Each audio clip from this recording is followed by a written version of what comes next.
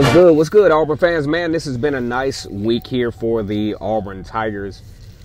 Feeling the coaching staff, things are starting to really crystallize in that regard. Like the video, comment, and subscribe. As always, it's great to be an Auburn Tiger, War Eagle. Auburn brings back Zach Etheridge, former defensive back for the Auburn Tigers. Has had a little experience moving around in the Power 5 circuit. Now back at home at Auburn. Carnell Williams retained. Sharif Cooper for the basketball team makes his debut leading into next week. More action for the Auburn Tigers. Now, some priorities, I think, for Bryan Harsin, definitely when you think about how the transfer portal has kind of ripped through Auburn here for the last few weeks, especially at the running back position.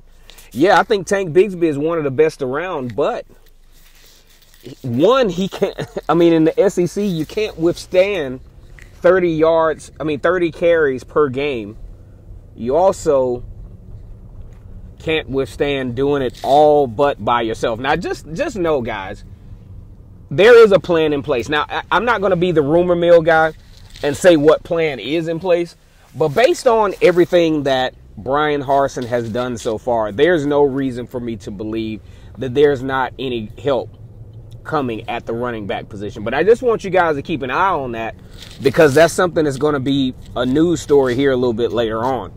Because Tank Bigsby, like I said before, I think the guy is absolutely phenomenal.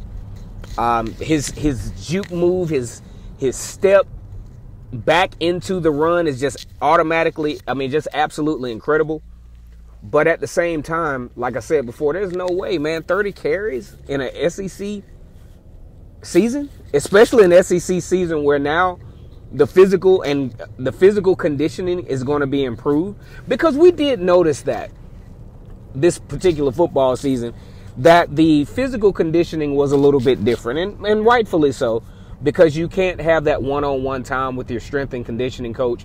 A lot of it, I'll tell you what, if nothing else, during this pandemic, we got a chance to see what players' true work ethic really was.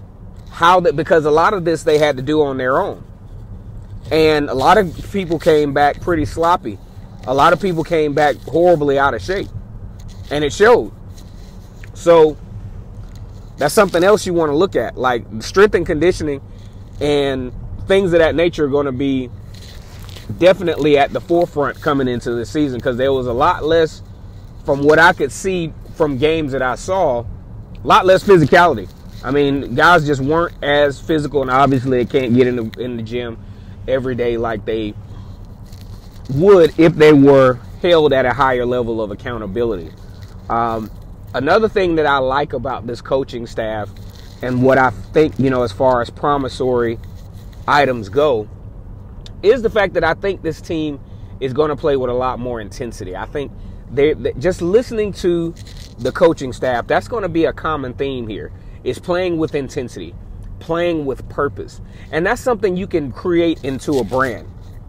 All of the teams that do relatively well, number one, they recruit well.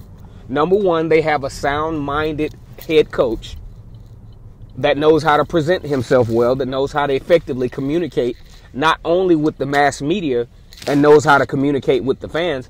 That's one issue that I had with Gus. Gus might have been the ultimate player's coach. But he never, in my opinion, made the genuine effort necessary to connect with his fans. Always said the wrong things in press conferences.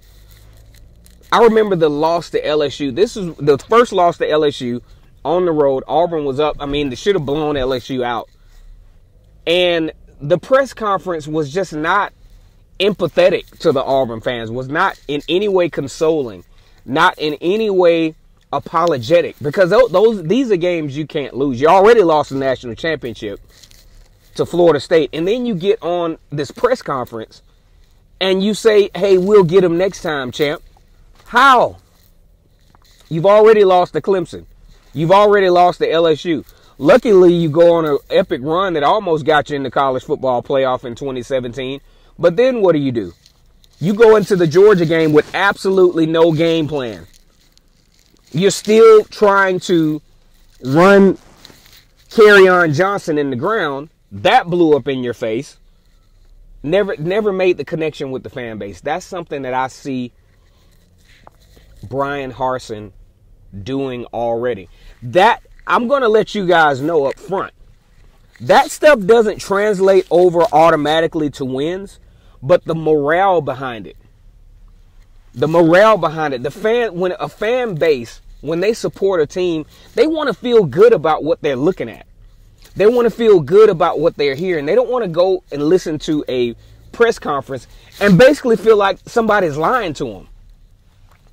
And I think that's something that Bryan Harsin brings to the table, is a high level of authenticity. Kennard Vernon Stewart here for the podcast. We're talking Auburn football. I just wanted to do a quick one. Matter of fact, there's a lot of Auburn content creators. Just check those guys out as well. You definitely want to have some variety. And definitely like this video. Let's get the comment section rolling. What do you think about Bryan Harsin when it comes to authenticity? What do you feel of it? Because that goes a long way. You don't feel like he's, you feel like he's being transparent. You don't think he's lying to you. At least that's what I get so far. As always, it's great to be an Auburn Tiger, War Eagle.